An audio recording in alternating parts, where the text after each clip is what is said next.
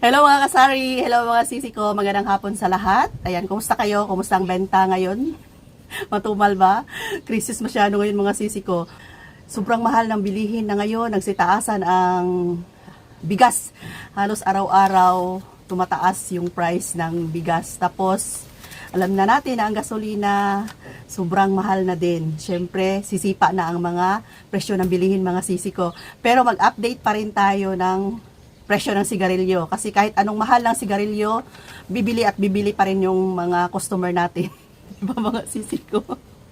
Mabenta pa rin ang sigarilyo.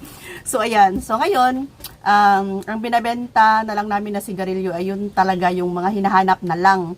Yung mga sigarilyong hindi, kunti na lang yung naghahanap ay hindi na kami nagbebenta kasi nga malaki ang puhunan. Tapos, matutulog lang siya. So, sa panahon ngayon, ang bibilhin na lang natin ay yung mga fast moving item, yung mga item na hindi na masyadong kumikilos, ialis na natin yan or bawasan na natin yan.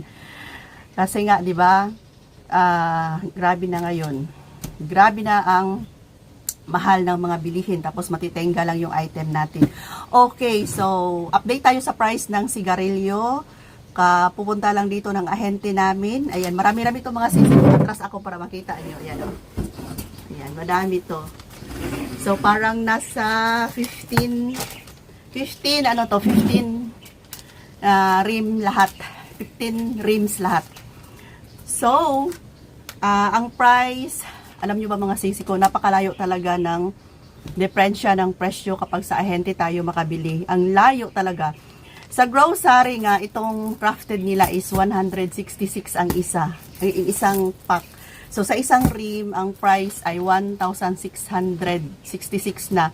So, kung itotal mo, 8.30 na ang puhunan. So, 9 na yung SRP sa iba, o yung iba ay 10 pesos na siguro.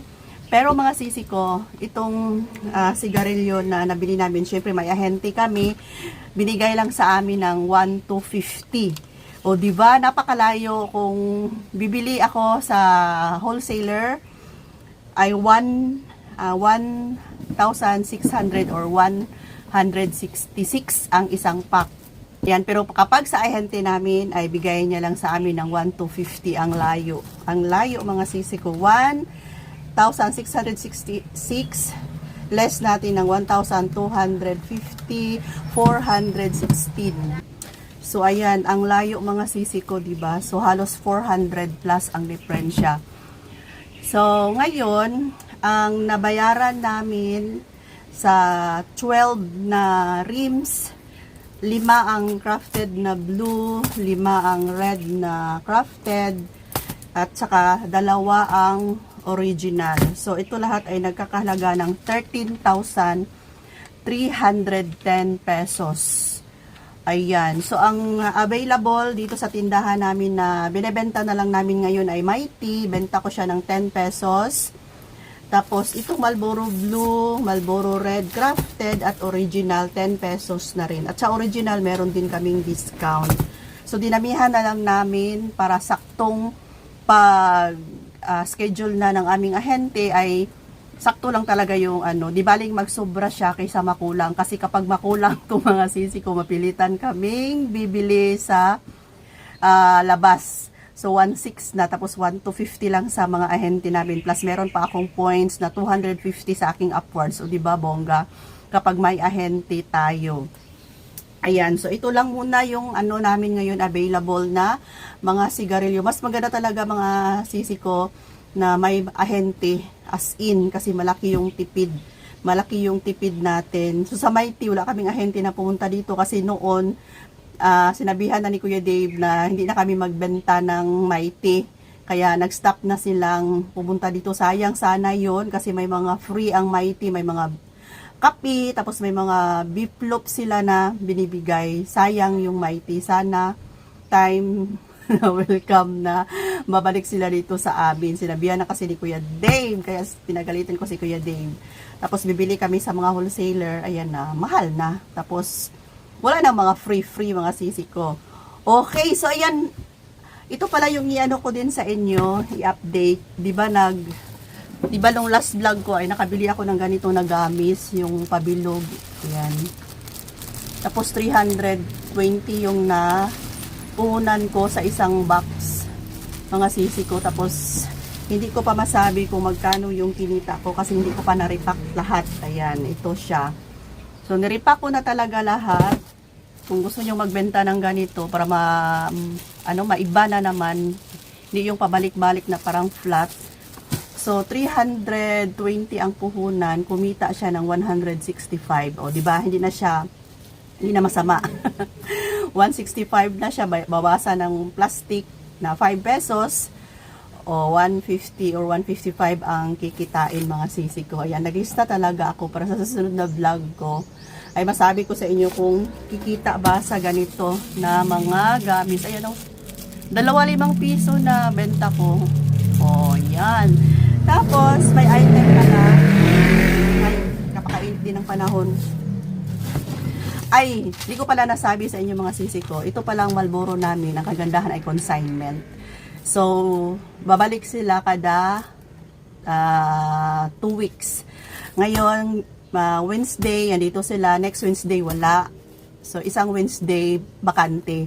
Parang 2 weeks talaga, mga sisi ko. Tapos, consignment to. Ibig sabihin, ito, binayaran ko yung nakuha ko before na 12,000. Tapos, ito, another na naman na 13,000. So, bayaran ko tong 13,000. Pag balik nila, kukuha na naman ako ng another. Depende sa akin kung magkano or ilang piraso ang kukunin ko. Ito lang yung kagandahan ng Marlboro kasi na consignment.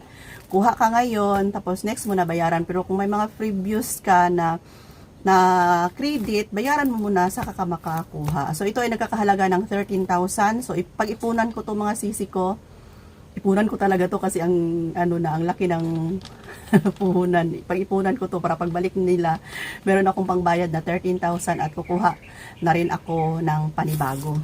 Ayan, so may item pala nakararating lang from grocery. Na-open ko na yon kasi yung ibang item gi-display ko na kunting pasilip lang, mga sisi, pagpahaba lang ng vlog natin, at isi-share ko lang din sa inyo kung ano yung mga item na binibili ko na lang ngayon na nagko-control na tayo. Kasi sa panahon ngayon, hindi na pwedeng bili lang ng bili, stock lang ng stock, mag-overstock tayo, tapos mahina na. So kung ano lang yung fast moving like chichirya, yan talaga tumapanis dito sa tindahan namin. Always puno yan. Tapos syempre sa bigas, hindi din talaga tumabitin. Itlog, hindi din yan mabitin. Ayan. Yan, ito yung bigas. So, ito yung item from grocery. So, mga pansit canton, syempre mga sisi ko, hindi talaga yun mawala. Nag-add na lang ako ng 5 Eden. 5 na lang.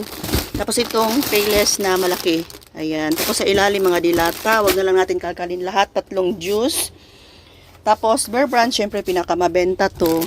Ayan, ito pa. Malalaking payless. Benta ko siya ng 22 pesos. Mayroon akong 5 pesos bawat isa. Sa swak, kumuha ako ng medyo marami itong mga sisi ko. Ayan. 6 na tayo siguro yan. Tapos ito, Protizing. Mga ilan lang, Cobra. Ayan, hindi talaga ito mapanis dito sa tindahan. Lahat ng mga item na kinuha ko ay maubos talaga ito, mga sisi ko. Hindi siya maabutan ng expiration. Kumuha ako ng Colgate na black. Tapos ito, Downy na +1. 10 ang kinuha ko dito, mga sisi ko. Kapag ganitong mga item, ay kumukuha ako ng marami kasi mabilis siyang maubos. Ayan, hindi siya natutulog. Tapos ito, Sorb na green.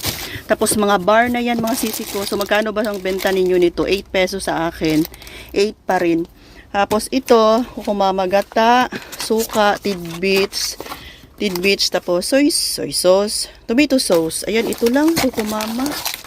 Huwag na lang natin kalkalin lahat. Ayan, mga kukumama, ayan. Ayan, ito lahat ay nagkakahalaga ng 5,200. Nabili ko to sa live ni Gerald, mga sisi ko. Ayan, so sa ngayon, marami tayong stock, full stock tayo ngayon. Thank you, Lord. Hanggang dito na lang, mga sisi ko, at ako'y magpatuloy sa aking pag-display. Bye for now. I love you. Ingat po tayo lagi.